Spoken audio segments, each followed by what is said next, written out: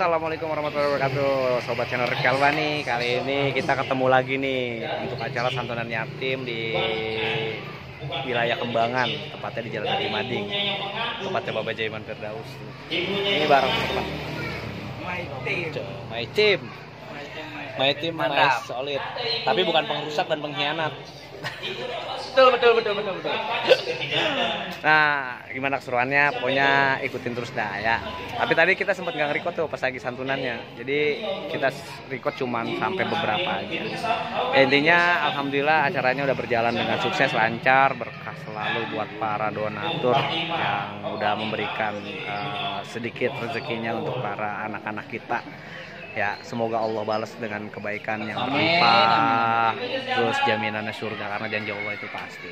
Oke teman-teman, jangan lupa subscribe channel Kalbani, ya, like, share, komen. Ya, assalamualaikum warahmatullahi wabarakatuh.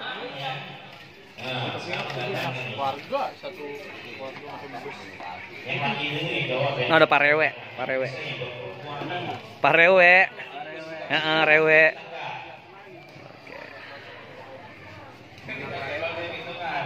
Ada festival nih. Palula Jajah ini. Palula Jajah.